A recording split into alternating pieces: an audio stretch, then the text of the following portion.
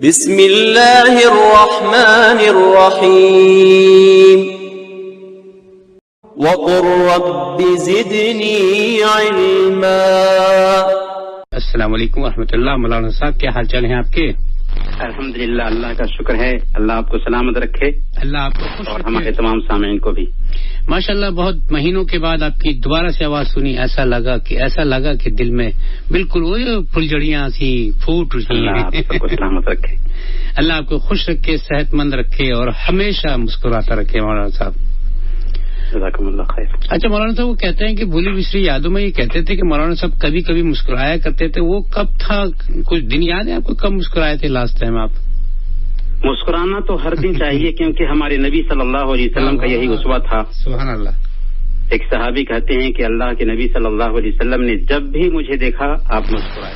اور ہمارے نبی صلی اللہ علیہ وسلم نے یہ بھی فرمایا کہ تبسم کا صدقہ, اللہ تمہارا اپنے بھائی سے مسکرا کر کے ملنا یہ بھی صدقہ ہے, اس میں بھی ثواب ہے. صحیح بات ہے. ماشاء اللہ سبحان اللہ. مولانا صاحب تو مولانا صاحب وہ یہ کہتے ہیں اکثر و بیشتر ہم لوگ کہا کرتے ہیں کہ یہ 7-8 مہینے کیسے گزرے آپ کے؟ جی, سب سے پہلے تو ہم اپنے تمام سامعین کو کہیں گے السلام علیکم ورحمۃ اللہ وبرکاتہ. وعلیکم السلام ورحمۃ. ہمیں آپ سب سے اللہ کے لیے محبت ہے اور تقریباً 7 مہینہ کے بعد اردو سروس کے اس دینی پروگرام میں ایک بار پھر ہم اپنے سامعین سے مخاطب ہیں. ظاہر ہے کورونا وائرس کی وجہ سے جہاں دوسری سروسز ڈسٹرب رہیں وہیں اردو سروس بھی رکی رہی. الحمدللہ دوبارہ نشریات کا سلسلہ شروع ہو چکا ہے. اللہ کرے کہ حالات پورے طور پر معمول پر آ جائیں اور کورونا وائرس کی یہ وبا پورے طور پر ختم ہو جائے.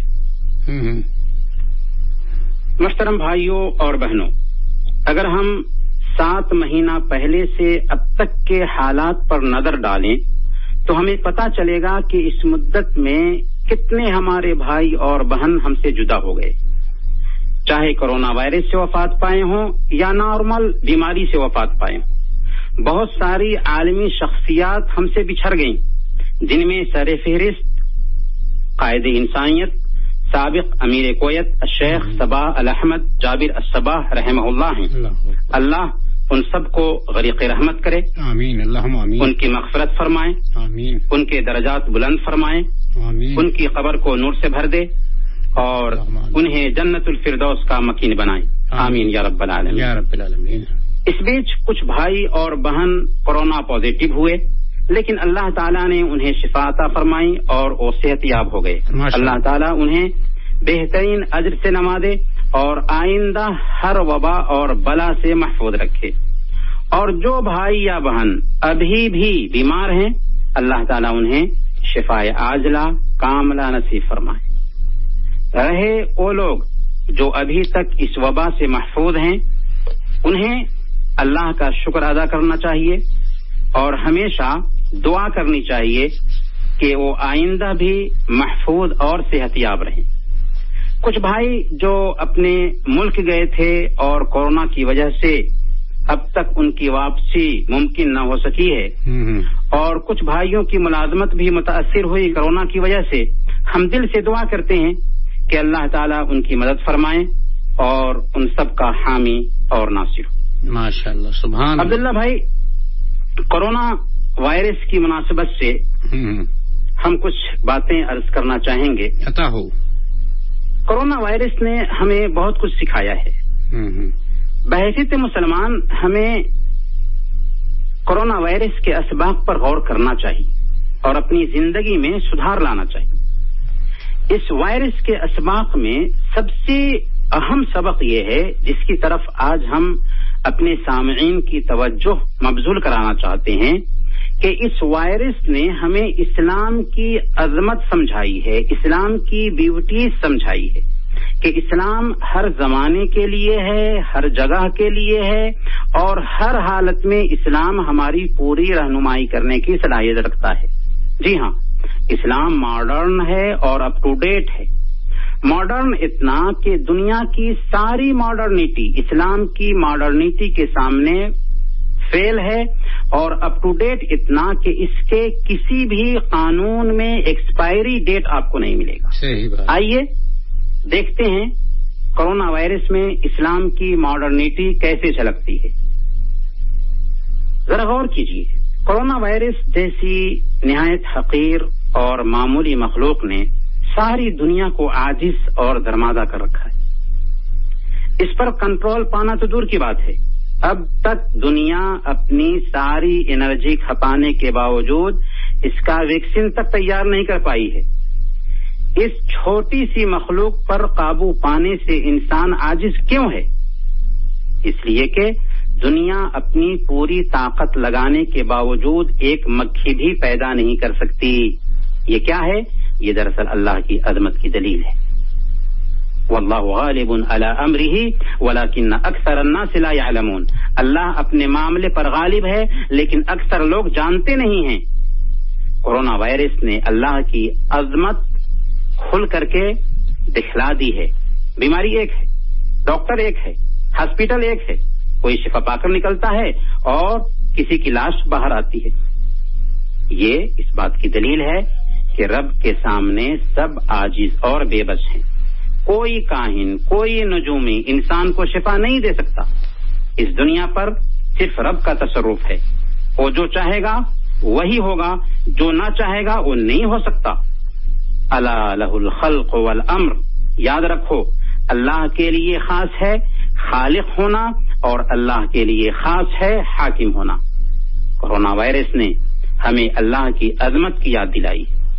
ہم اذان میں عبداللہ بھائی 5 وقت اعلان کرتے ہیں، اللہ اکبر اللہ اکبر، اللہ سب سے بڑا ہے. کورونا نے دنیا کو سمجھا دیا کہ واقعی اللہ سب سے بڑا ہے. دنیا نے یہ سمجھا تھا کہ ہمارے پاس طاقت ہے، ہمارے پاس قوت ہے، جو چاہیں گے کر لیں گے. لیکن چھوٹے سے وائرس نے دنیا کی قوت کو ہلا کر رکھ دیا. صحیح بات ہے، صحیح بات ہے. سروری زیبا فقط اس ذات بے ہمتا کو ہے، حکمراں ہے ایک وہی باقی بتان آزری.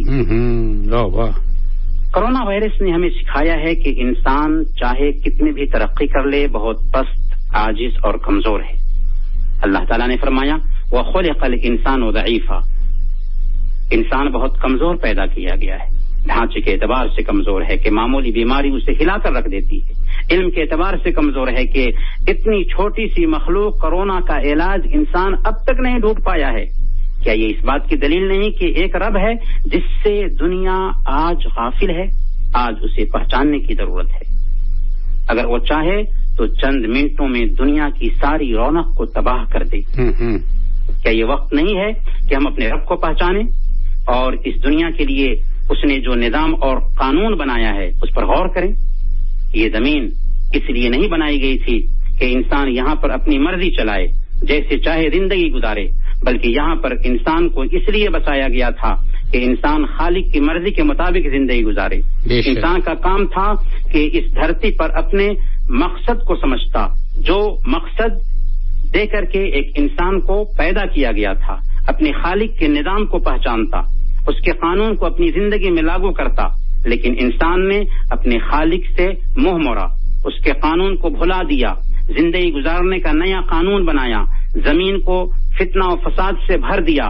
تب اللہ نے اپنی ایک چھوٹی سی مخلوق کو بھیجا تاکہ انسان کو خود پہچان کرا سکے اور اپنی عاجزی اور کوتاہی کا انسان اعتراف کر سکے. اس لیے ہم کہیں گے کہ انسانوں اپنی عاجزی کا اعتراف کرو اور لوٹ آؤ اس رب کی طرف جس نے تمہیں پیدا کیا، تمہارے آباء و اجداد کو پیدا کیا، جس نے زمین کو بچھونا بنایا، آسمان کو چھت بنایا، بارش برسائی، غلے اور اناج اگائے اور تمہیں ہر طرح کی سہولت فراہم کی.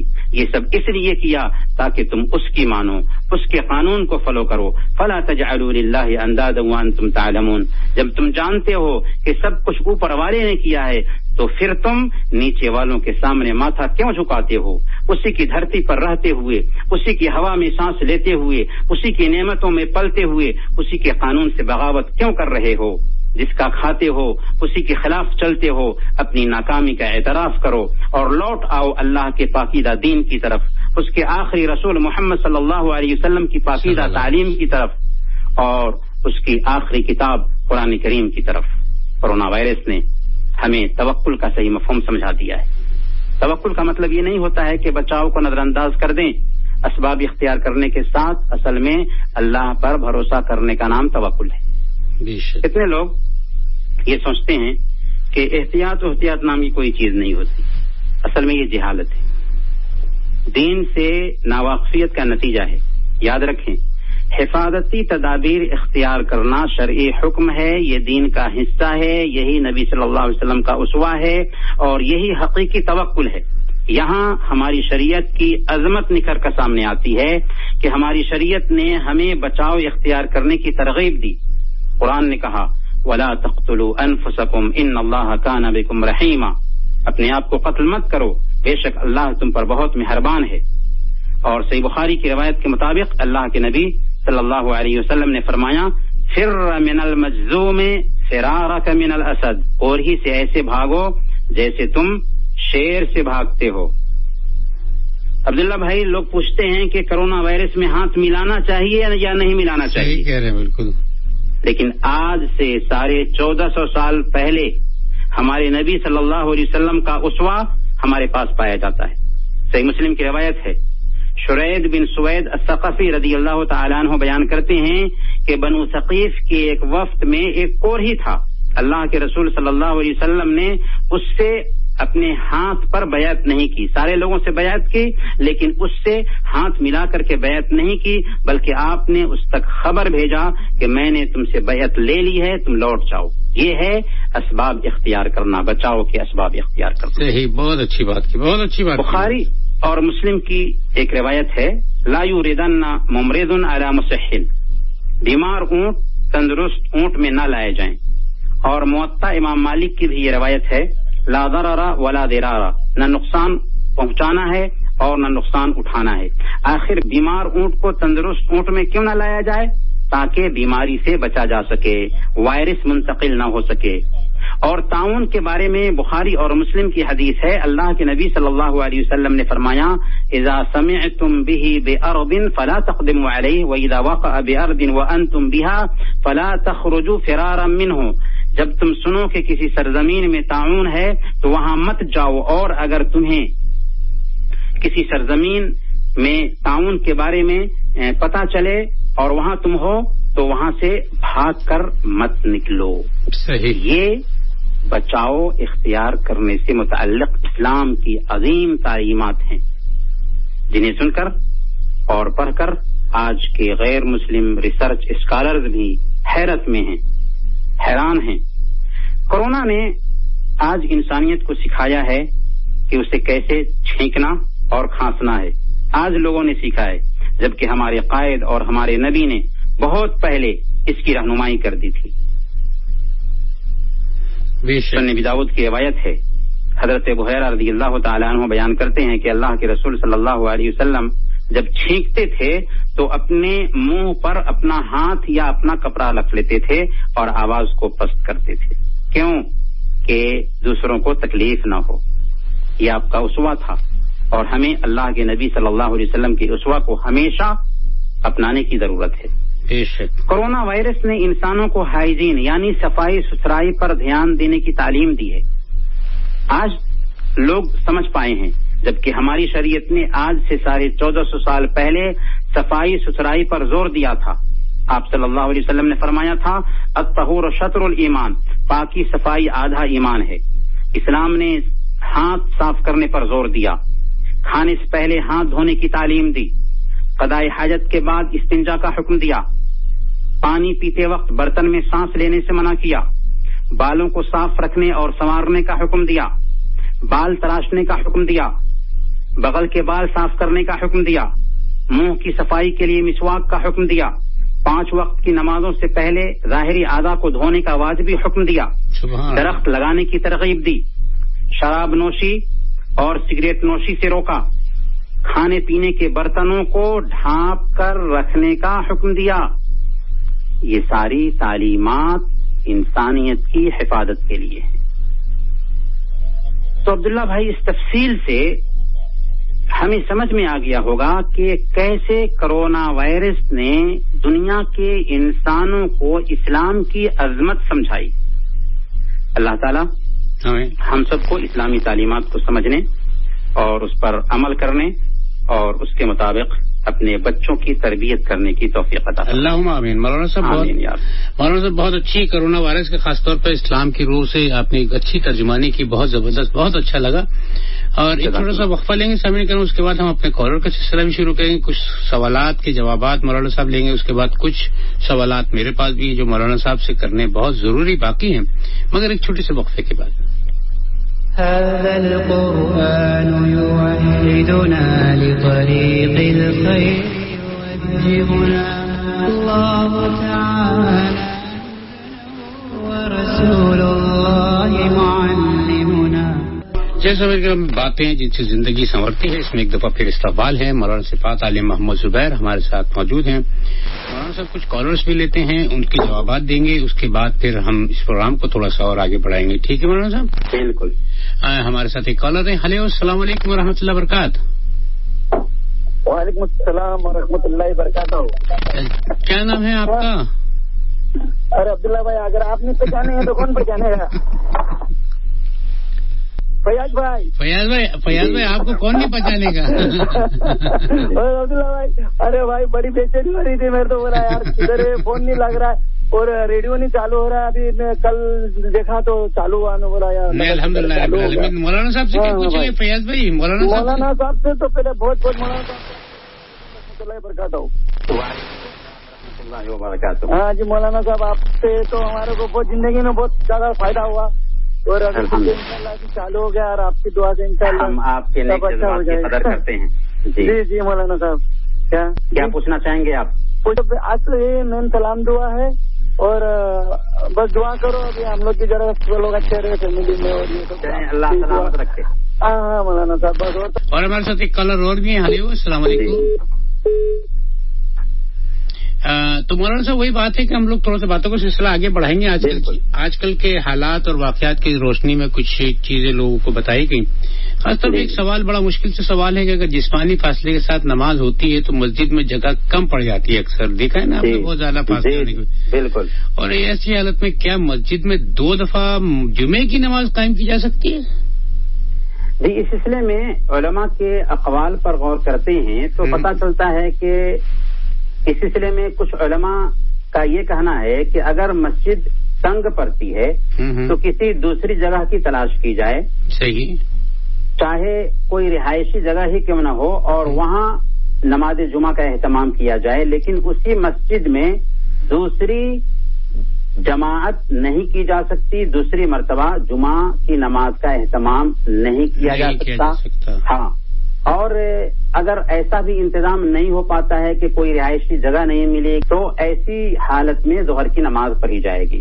اسی قبیل کا سوال جو ہے نا سعودی عرب کی دائمی فتویٰ کمیٹی سے پوچھا گیا تھا کہ جگہ کی تنگی کی وجہ سے کیا ایک مسجد میں دوبارہ جمعہ کی نماز پڑھی جا سکتی ہے. تو سعودی فتویٰ کمیٹی کا جواب تھا کہ ایک مسجد میں 2 مرتبہ جمعہ کی نماز قائم کرنا شرعی ناحیہ سے جائز نہیں ہے, اور اللہ کے دین میں اس کی کوئی دلیل اور کوئی بنیاد ہمیں نہیں ملتی ہے. جبکہ بعض دوسرے اہل علم کا موقف ہے کہ کسی جگہ ساری مساجد نمازیوں کے لیے اگر تنگ پڑ رہی ہوں تو کسی خاص جگہ کا انتظام کیا جائے گا جہاں پر اضافی نماز جمعہ کا اہتمام کیا جائے. کوئی خاص جگہ مل جاتی ہے تو وہاں پر نماز جمعہ کا اہتمام کر لیا جائے گا. اگر ایسی کوئی جگہ نہیں مل رہی ہو تو یہاں پر مجبوری ہے, لہذا مجبوری کے تحت ایک ہی مسجد میں 2 مرتبہ جمعہ کی نماز قائم کی جا سکتی ہے. اور ایسا یورپ کی کچھ مسجدوں میں اس انداز میں کیا جاتا ہے جگہ کی تنگی کی وجہ سے. لیکن راجح قول یہی لگتا ہے کہ ایک ہی مسجد میں دوسری مرتبہ جمعہ کی نماز کا قیام بہتر نہیں. اگر مسجد تنگ ہے تو خاص جگہیں ہی کیوں نہ ہوں وہاں پر الگ امام کے ساتھ جمعہ کی نماز کا اہتمام کر لیا جائے اگر کہیں پر مسجد تنگ پڑتی ہے تو. لیکن ایک ہی مسجد میں دوسری مرتبہ جمعہ کی نماز کا اہتمام نہ کیا جائے. اچھا، ایک سوال اور ہے، یہ ایک نارمل سے سوال ہے جو کہ اکثر و بیشتر لوگ پوچھتے رہتے ہیں. جیلیٹن جو کھانے پینے کی چیزوں اور دواؤں میں استعمال کیا جاتا ہے نا زیادہ تر، تاکہ اس کو پگھلنے سے بچا سکے، اگر جیلیٹن حرام جانور کی کھال اور ہڈی سے تیار کیا جاتا تو کیا یہ جیلیٹن پر مشتمل چیزوں کا استعمال جائز ہوگا؟ جی، جیلاٹین جو ہے نا اصل میں جانوروں کی ہڈیوں اور کھالوں سے تیار ہوتا ہے. صحیح. اگر حلال جانور کی کھال اور ہڈیوں سے جیلاٹین تیار کیا گیا ہے تو جس چیز میں اس کا استعمال کیا گیا ہو ایسی چیز کو استعمال کرنا جائز ہوگا. اگر حلال جانور کی کھال اور ہڈیوں سے جیلاٹین تیار کیا گیا ہے تب صحیح ہو گیا. لیکن اگر مردار جانور یا سور اور کتے یا دوسرے حرام جانوروں کی ہڈیوں اور کھال سے جیلاٹین تیار کیا گیا ہے تو اس پر مشتمل کھانے پینے اور دواؤں کی جو چیزیں ہوں گی ہماری شریعت میں ان کا استعمال کرنا جائز نہیں ہوگا. کیونکہ اللہ تعالیٰ فرماتا ہے حرمت علیکم المیتۃ والدم ولحم الخنزیر، کہ تم پر مردار یعنی بغیر شرعی ذبح کے مرنے والا جانور حرام کر دیا گیا ہے. صحیح. اور بہا ہوا خون بھی حرام ہے اور سور کا گوشت بھی حرام ہے. تو اگر مردار ہے، جانور مر گیا ہے، اس کی ہڈی اور کھال سے یا کتے اور سور وغیرہ کی ہڈی یا کھال سے جیلاٹین تیار کیا گیا ہے تو اس پر مشتمل کھانے پینے کی چیزیں ہوں یا دوائیں ہوں انہیں استعمال کرنا بحیثیت مسلمان جائز نہیں ہوگا. صحیح ہو گیا. اور مولانا صاحب ایک بڑا آسان سا اور عام فہم سے سوال جو اکثر و بیشتر آپ سے پوچھا جاتا ہوگا، میں چاہ رہا ہوں کہ پوری دنیا میں ہمارے سننے والوں کو بھی اس بات کا پتہ چل جائے صحیح سے کہ کرونا وائرس کی وجہ سے مساجد میں جو ان دنوں صفوں کے بیچ 2 میٹر کا فاصلہ رکھا نمازیں ادا کی جاتی ہیں تو اس طرح جماعت بنا کر نماز پڑھنے میں کیا کوئی حرج تو نہیں ہے؟ یہ ایک وضاحت ہو جائے. ہاں جی بالکل. احادیث میں صفوں کو برابر کرنے اور اسے ملانے اور صفوں کے بیچ دوری ختم کرنے کی بہت تاکید آئی. صحیح.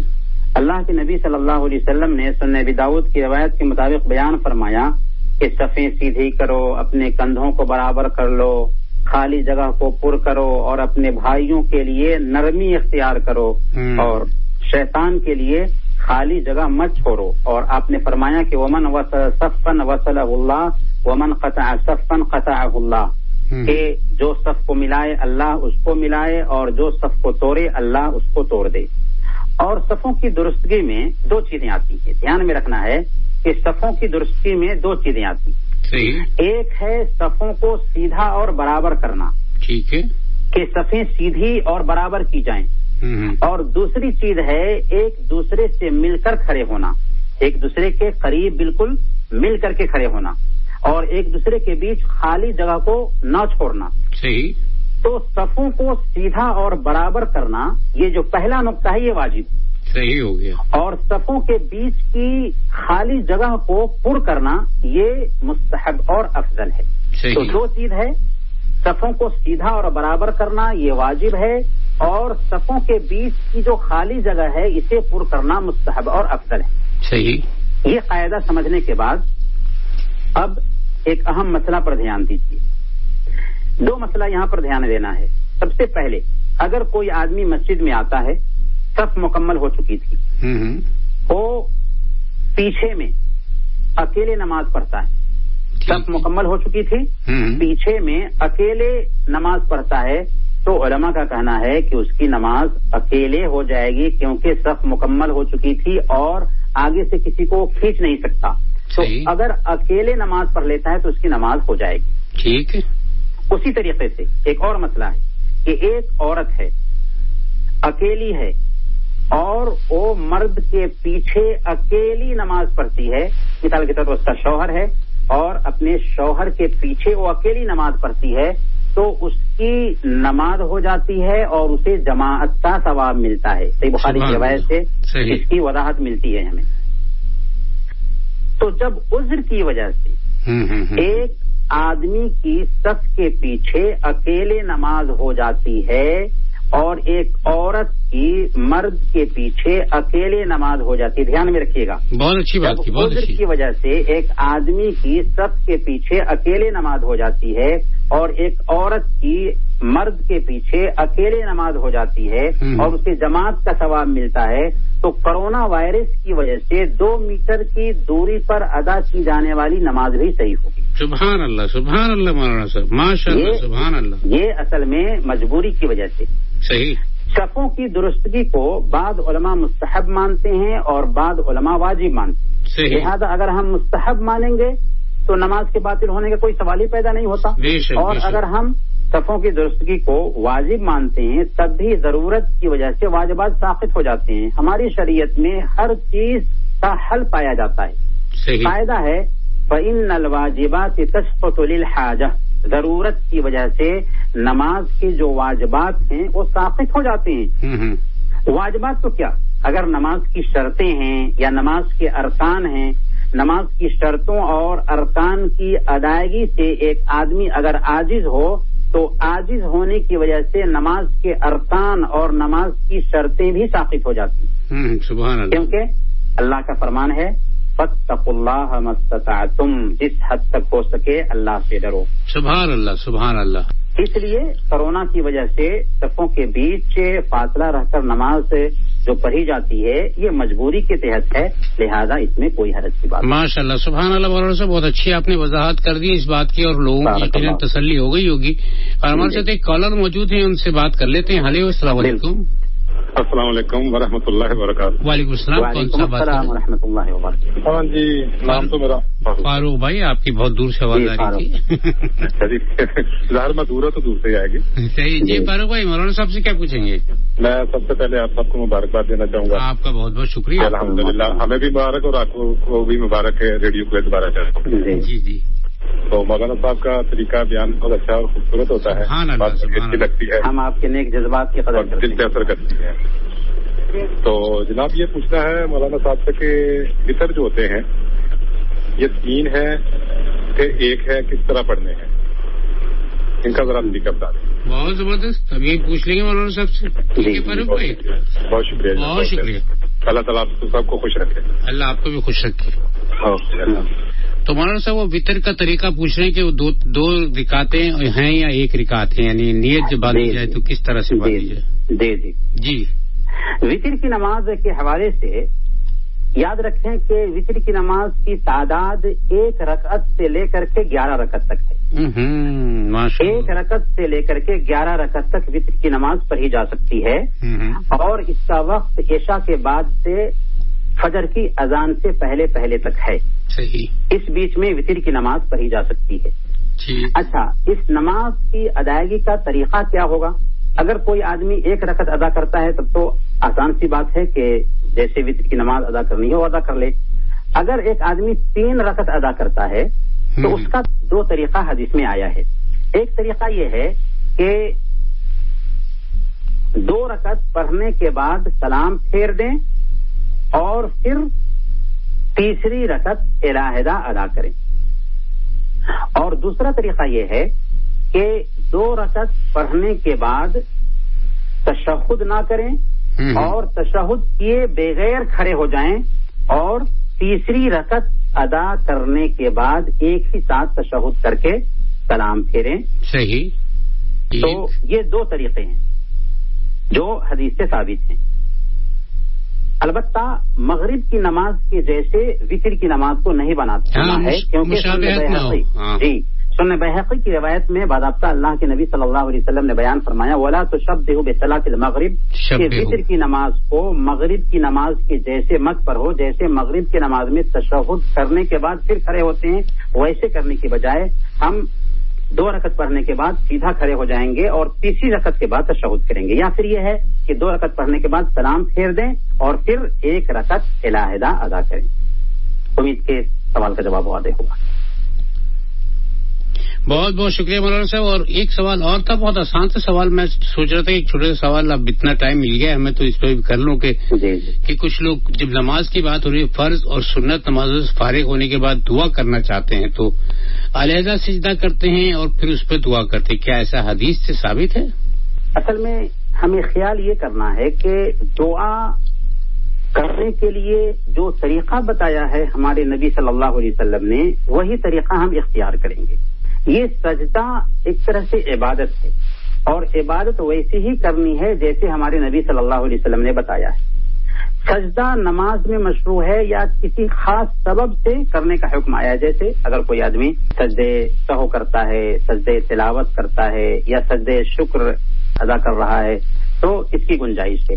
لیکن اگر کوئی آدمی دعا کرنے کے لیے سجدہ کرنا چاہتا ہے تو اللہ کے نبی صلی اللہ علیہ وسلم سے یہ ثابت نہیں ہے کہ دعا کرنے کے لیے ایک آدمی سجدہ میں جائے اور سجدے میں دعا کرے. ہاں، نماز کے اندر جو سجدہ ہے اسی سجدے میں نماز کے اذکار پڑھنے کے بعد ایک آدمی اگر دعا کرنا چاہے تو اس کی گنجائش پائی جاتی ہے.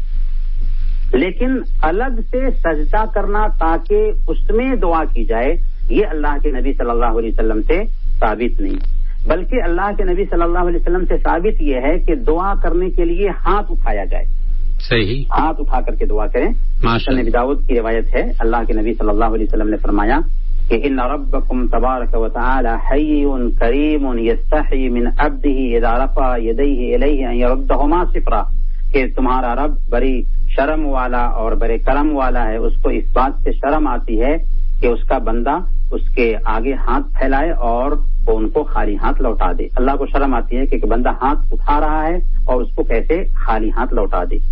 اس لیے اگر کوئی آدمی دعا کرنا چاہتا ہے تو ہاتھ اٹھا کر کے دعا کرے. یہ نہیں کہ دعا کرنے کے لیے سجدہ میں جائے گا اور سجدہ میں دعا کرے. علیحدہ طور پر دعا کرنے کے لیے سجدہ میں جانا یہ غلط ہے. ایسا اللہ کے نبی صلی اللہ علیہ وسلم سے ثابت نہیں.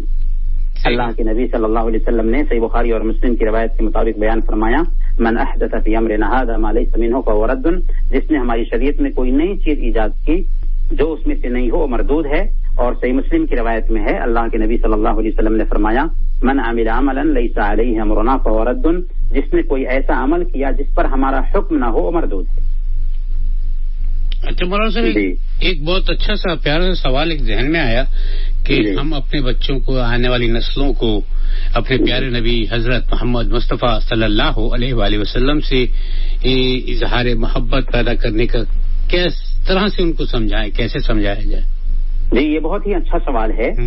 جو کوئی بھی آپ صلی اللہ علیہ وسلم کی سیرت کو پڑھے گا، آپ کے اخلاق حسنہ کو جانے گا، آپ کی رحم دلی اور آپ کو درگزر کے جو قصے ہیں ان کو سنے گا، آپ نے اسلام کو پھیلانے کے لیے جو قربانیاں پیش کی اور اس راستے میں جو تکالیف برداشت کی انہیں جانے گا تو وہ ضرور آپ سے ٹوٹ کر محبت کرنے لگے گا. بے شک. لیکن ہر انسان کے دل میں یہ محبت ایک درجے کی نہیں ہوتی، اس لیے ضروری ہے کہ ان وسائل کو جانیں جن کی مدد سے ہم اپنے بچوں کے دلوں میں اللہ کے نبی صلی اللہ علیہ وسلم کی محبت بیٹھا سکیں. کیونکہ نئی نسل کے دل میں اللہ کے نبی صلی اللہ علیہ وسلم کی محبت بیٹھے گی تبھی وہ شریعت کو پوری طور پر فالو کر سکے گی. تو اس لیے میں سب سے پہلے اپنے بچوں کو اللہ کے نبی صلی اللہ علیہ وسلم کی سیرت پر مشتمل کتابیں پڑھنے اور لیکچرز سننے پر ابھاریں. کیونکہ جو کوئی بھی اللہ کے نبی صلی اللہ علیہ وسلم سے محبت کرنا چاہتا ہے اسے آپ کی سیرت کو جاننا ہی ہوگا.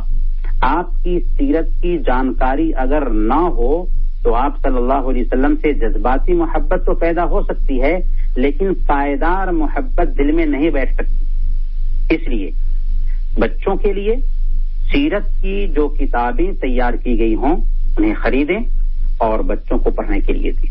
یہ پہلا کام ہے. صحیح. دوسرے نمبر پر کوشش کریں کہ اللہ کے نبی صلی اللہ علیہ وسلم کی سنت کو خود اپنی عملی زندگی میں جگہ دیں، یعنی اپنے پریکٹیکل لائف میں ان سنتوں کو برتیں. کیونکہ آپ کے بچے آپ کی ایک ایک حرکت کو نقل کرتے ہیں، آپ کو احساس نہیں ہوتا لیکن عجیب طریقے سے آپ کے بچے آپ کی ایک ایک حرکت کو نقل کر رہے ہوتے ہیں. اس لیے اگر آپ اللہ کے نبی صلی اللہ علیہ وسلم کی سنت پر عمل کریں گے تو آپ کے بچے آپ سے سیکھ کر وہی کچھ کریں گے جو آپ کرتے ہیں. کھانا کھانے سے پہلے اور کھانے کے بعد کی دعا پڑھیں، سونے اور جاگنے کی دعا پڑھیں، باتھ روم میں داخل ہونے اور نکلنے کی دعا پڑھیں، مسجد میں داخل ہونے اور نکلنے کی دعا پڑھیں. آپ کے بچے خود بخود آپ سے سیکھیں گے اور آپ کو فالو کریں گے. اس طریقے سے سنت کی محبت پیدا ہوگی، اللہ کے نبی صلی اللہ علیہ وسلم سے محبت پیدا ہوگی ہمارے بچوں کے دلوں میں. ماشاء اللہ، سبحان اللہ. مولانا صاحب آخر میں چلتے چلتے ایک کالر لے لیتے ہیں، اس کے بعد کچھ دعائیں کلمات ادا کر دیں گے. السلام علیکم. عباس بھائی السلام علیکم.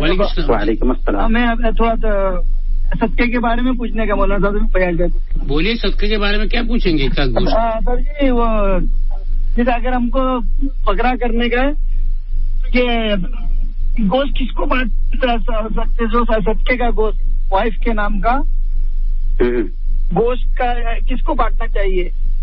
وائف کے نام سے کیا کرنا ہے؟ کس لیے کرنا چاہ رہے؟ قربانی کرنا چاہ رہے ہیں وہ صدقے صدقہ کرنے کے ایک بکرے. اچھا، گوشت اس لیے صدقہ کرنا چاہ رہے ہیں؟ جی، اس لیے صدقہ کرنا چاہ رہے ہیں. ہاں، صدقہ ایک جیسے عورت کے نام سے یہ بیماری دکھ کی رہتی ہے. جی، آپ کا سوال سمجھ میں آ چکا ہے، اس سلسلے میں ہم رہنمائی کرتے ہیں. بہت شکریہ فیاض بھائی، اس کا جواب دے دیں گے آپ کو، مگر آج شاید اس کا ٹائم نہیں ہوگا. مولانا صاحب اگلے ہفتے اس کا تفصیل سے جواب دے دیجیے گا، ٹھیک ہے نا؟ ٹھیک. اور آخر میں سامنے کر وہاں پر 2 منٹ رہ گئے، 2 منٹ میں دعائیں کلمات مولانا صاحب کیا ادا کریں گے؟